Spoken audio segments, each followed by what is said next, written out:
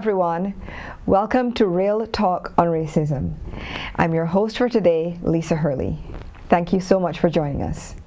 Today, our guest is Sharon Hurley Hall. She's an anti-racism activist, she's a writer, an educator. She is the founder and curator-in-chief of Sharon's anti-racism newsletter, and she's also the diversity team lead and anti-racism educator at Omnis Education. Sharon, welcome so much to the show. Thank you, Lisa. I'm delighted to be here. Thank you.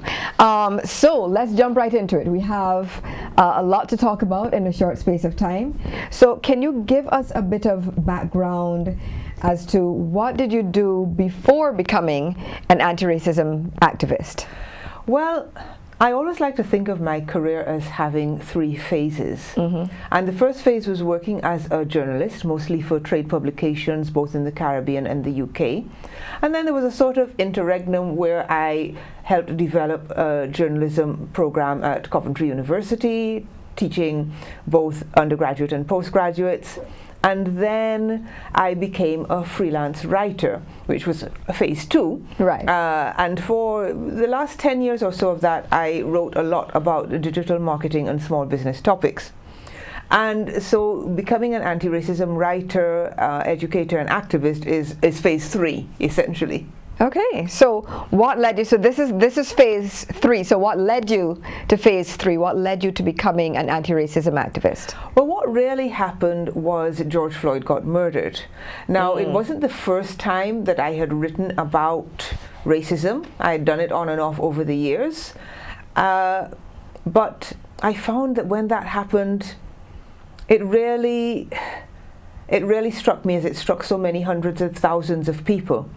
And I wrote a heartfelt essay called I'm Tired of Racism. And once I started writing that, I realized that I had more to say. Right. I really was tired. I'd experienced racism, as many black people have, throughout my life, in different countries, in different contexts, personally and at work.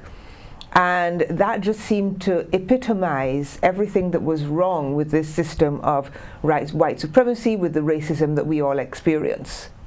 And so that's what led me to get started. And then I started just sharing the experiences that I'd had, and they all resonated with people. Okay, so was it based on that resonance, based on what you were writing resonating with others?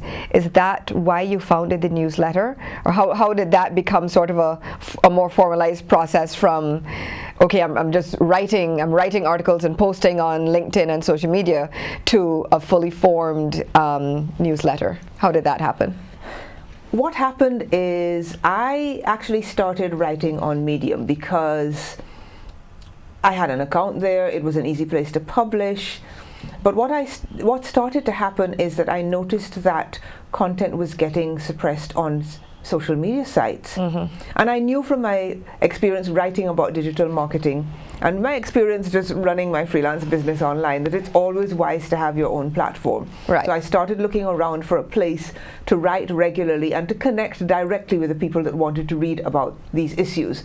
And that's how I came to found the newsletter. So I started writing about racism in, I want to say, May, June-ish, 2020, and I founded the newsletter in August of that same year. Okay, and the newsletter's name is? Sharon's Anti-Racism Newsletter. As you can see, I used a lot of imagination for that one.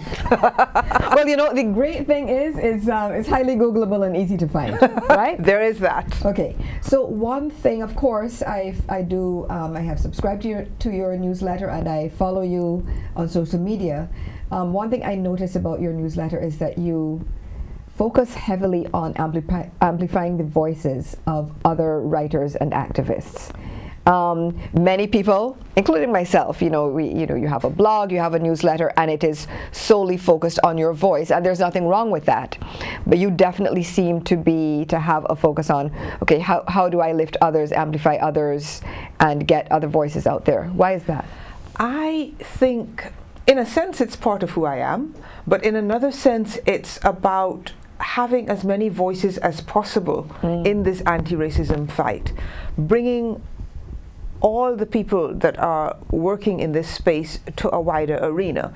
And I mean, when I started, okay, I had a newsletter with a small subscriber base of, I don't know, 100 or so. Right. So in one sense, you could say, well, who does she think she is, amplifying other people?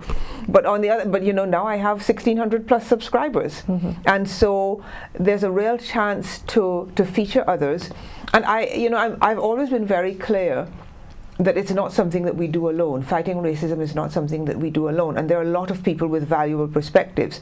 And black people aren't monoliths. So and I think one of the things that other activists, would-be allies, and so on need to hear as part of their own education is this multiplicity of voices coming from the black community.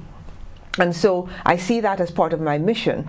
And I started with the idea of featuring other activists, and I did a number of interviews with them, and other writers. I did a number of interviews with them, and most recently I've started a series, a Black Founders series. Okay, so what is that called? That is called Building Our Own Table, and it Now tell me, okay, so tell me and tell our viewers about the inspiration behind that name, because it seems like if you put thought and strategy behind that. I think even from the founding of the newsletter itself and paying attention to what's going on, there's been a sense in which black people are often excluded from certain spaces. And so we have to create them for ourselves and include others like us in them. And so I wanted to focus on people that were doing just that. Black people founding diversity consultancies, black people creating stock image repositories, black people making a platform for black speakers, etc., etc., etc. And so the idea behind that is to find another way to get that out there, because my newsletter is read both by black people and by white people. Right. By people who want to be allies, by people who want to learn more, and by people who want to feel seen. And so if I can do anything in any small way to get a few more people coming to visit these black founders' businesses and to work with them, then that's another way in which I'm helping to fight racism. Excellent, excellent. So a word that you mentioned there a couple of times was the word allies and allyship. Can you tell me a little bit more about what that means to you? Who do you perceive an ally to be? What is allyship? Because I think a lot of our viewers right now would like to know and are probably on a journey of allyship themselves.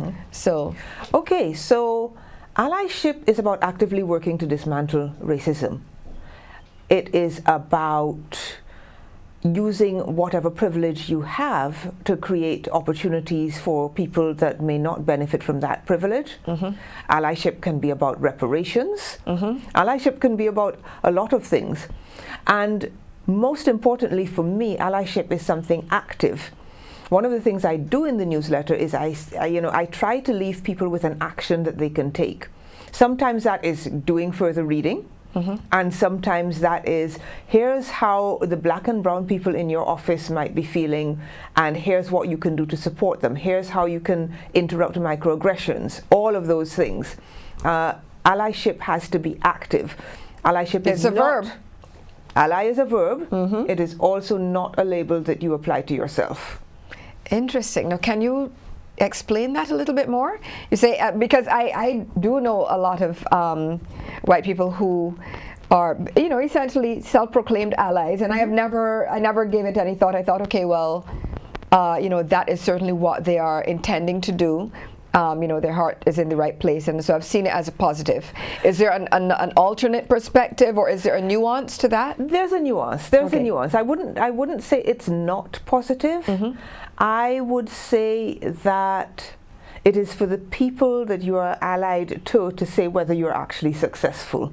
Based on your actions. Based on your actions. Understood. It's not about you saying, oh, I'm an ally, because there is such a thing as performative allyship. Right. There's we all know of companies that trot out black colleagues and plaster them all over their ads during Black History Month, and then they disappear for the other 11 months of the year. Right. We all know of those people. We don't, so I think there's an action component to allyship, right? And it is for other people to say, people within the community to say, I see you as an ally. There are people that I consider allies. Right. But they've proven it by their actions. They've proven it by their actions, exactly. Okay, excellent. Another word that I want to pull out from what you said earlier is microaggressions. Ah, yes. Yes, a topic, of course, this is your interview and we want to hear from you, but as you know, microaggressions is a topic near and dear to my heart. But I want to hear from you. Can you help define for our viewers what is a microaggression, and maybe provide a couple of examples? Because I think often people are not clear as to, okay, what constitutes a microaggression. Absolutely, Lisa. Microaggressions are those little subtle, hard to spot acts of racism. And they're micro because they tend to happen one-on-one or in contexts where they're very small groups. And most people think of racism as calling someone the N-word or doing something really bad, burning crosses, waving white flags, wearing white hoods. Right. But no, it's about the subtle reminder to black and brown people that you don't belong, the othering of black and brown people. It's about complimenting black people on being articulate because you expect them not to be. Right. For example, it's about asking black people where they're from because you expect them not to be born in your white majority country. Well, I know you have probably experienced that a lot, because yes. you are British born. I am. And no one ever believes that. Well, no, I tell a story sometimes about returning to England from the Caribbean, and I was, randomly selected by an immigration officer, and, they asked where I was from. And I said I was from England, and they said, but where were you born? I said I was born in Streatham, which is in London, for those who don't know. And on and on. And, they kept asking questions. But of course, I was in the right. I earned that. I earned that British passport. Right. I had the right to be there. Yes. But there was this underlying expectation that someone who looked like me could not possibly belong. Right. So it could not possibly be British. And it's something that you see time and time again. A few years ago, maybe only 2 years ago, there was a Christmas ad by a UK supermarket chain called Sainsbury's, which featured a black family enjoying Christmas in the same way as many other people enjoy Christmas. Right. And people were critical, and seemed to assume that family couldn't be British. But, if you go out and you colonize the world and you impose white supremacy on the world, and then, those people come back to the country, and those people come and participate at your invitation, and their children are born there, and they grow up there, and they're socialized there, then, what country are they going back to? Right, exactly. They have the right to be there. And I absolutely, and I think also an important point to note is that there's no one way to look or be, whether it is British or American or whatever. So multiple people from multiple ethnicities and identities and intersectionalities can be of a given nationality. We saw that with the Ukraine issue. Yes. There are black Ukrainians. There are indeed black Ukrainians. Not that people at the borders necessarily believe that. Yes. And that's all we need to say about that. Yes, let us not go down that rabbit hole. Yes. But I think your point is well made and well taken. So, you have been doing anti-racism work almost solely for the past 2.5 years. Is there anything that you wish people realized about, the life of an activist and about what it's like to do anti-racism work? One of the points that I'd like to make is that one of the reasons that you'll often hear black people and black activists say that we're tired is because this is not an academic exercise for us. We live racism. We're not just teaching and educating about it. We live it. Right. At this point in my life, I have 5 decades of experience with racism. Okay? In all sorts of ways, from the microaggressions right back down to the N-word in multiple languages. Okay? Wow. And so it's not an academic exercise for me. And it's important to recognize this. Sometimes when we say do some of the work yourselves, go out and educate yourselves, is because there are days when we really can't do any more. We cannot enmesh ourselves in that anymore. For example, I refuse to watch videos of black people being manhandled and worse by the police. I do not need to see another one. I have seen enough. I have an imagination. I can read news coverage. I do not need to see another one. Because you can never unsee those images, right? And it's traumatic. I can still remember the Rodney King. Yeah. And that was decades ago at this point. And that was decades ago, right? I don't need to see another one. You're not doing me any favors by saying, did you see this particular incident of trauma? You know, not if you're sending the video for me to watch. I'm not going to watch it. I'm sorry. I just never need to see another one for the rest of my life. I know what it looks like. Yeah. And constantly, I would imagine that it's difficult, sort of constantly being exposed to whether, you know, as you said, in terms of microaggressions, one-on-one with people, or on a broader scale in the media, just constantly exposed to acts of differing levels of violence, differing levels of harm. And, you know, you're constantly exposed to that. Exactly. And, you know, sometimes you need a break. Yeah. Sometimes you need not to enmesh yourself in that. It doesn't mean that you're stepping away from the work. It means that you're taking a much needed pause to rest and recover before you come back to the fray. Well, I am glad that you actually let us here, because of course this is one of my next questions. Is it sounds like hard work. It is hard work, right? So how do you advocate for you? How do you advocate for yourself, for rest, how do you prioritize self-care in the midst of doing this work? It's all about taking breaks when you need to. You know, at the end of 2021, I actually shut off my social media apps for a week or so. Wow. And just didn't check them. I didn't need to see any more stories at that point. And, you know, sometimes it's about taking the time to relax. You know, I enjoy the beach. As you know, I spend most of my time in Barbados, and so lucky. Going down to the beach and having a swim and enjoying nature is very important. And sometimes it's about something, you know, like watching a trashy program, or, you know, reading a beach read, something that takes your mind away from it. And, you know, that's so important to enable you to come back to the fray and to be your full self and to bring all that you are to the next interaction, to the next thing, to writing the next article in my case. Right. You know, to having the next discussion, to participating in shows like this. Excellent, excellent. So that is how you take care of yourself, but I know that you're probably always doing something, I suspect, right? always, you know, moving and shaking and planning your next move. So what is next for you on your anti-racism journey, on your activism journey? What do you have planned? What can our viewers look forward to from Sharon Hurley Hall? Well, a few years ago, I published a book called Exploring Shadeism, which was an exploration of colorism. I am currently at the very beginning of the process to do a follow-up to that. That was based on research that was done some time ago in the Caribbean. And so I'm currently in the middle of working on what that will be. Right. I have put together a collection of essays from my newsletter, and I hope to publish that collection called I'm Tired of Racism, of course. I was about to ask what the working title was. Right, so, that's the working title. Right. I'm hoping to publish that before the end of 2022. I already have enough essays to do another collection, should I so choose. And yes, and then I'm just going to continue working with the newsletter and getting it out there.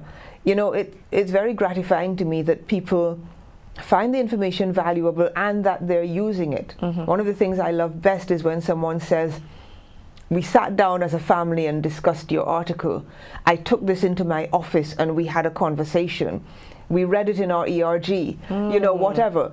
Because the point is, and one of the things I say is, you know, don't just subscribe to my newsletter if all you're doing it for is to make yourself feel good.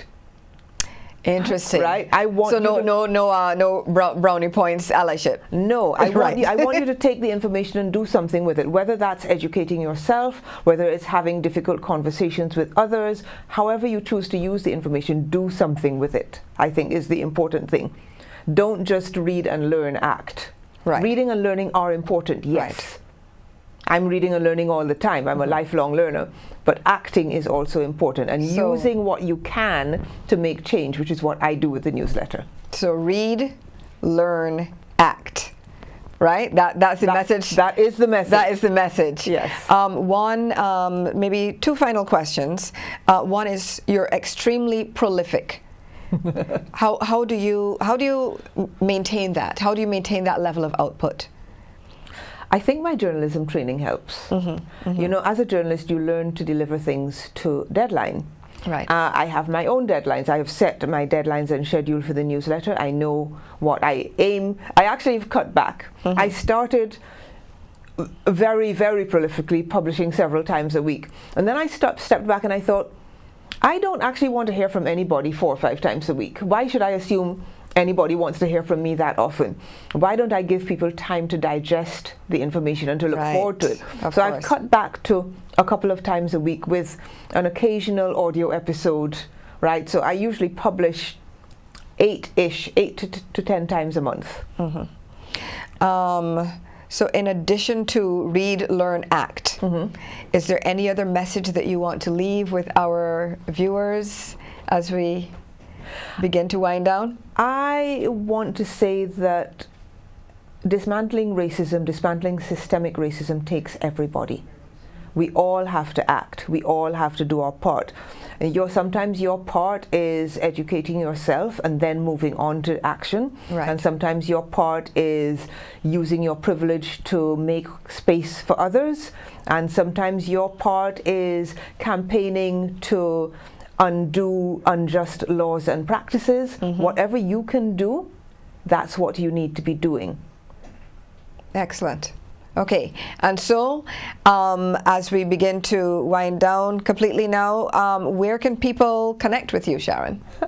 Well, of course, you can get my newsletter on antiracismnewsletter.com. You can find out more about all my other ventures on sharonhh.com, and you can also connect with me on LinkedIn, where my username is also SharonHH. Okay, thank you very much for joining us, Sharon.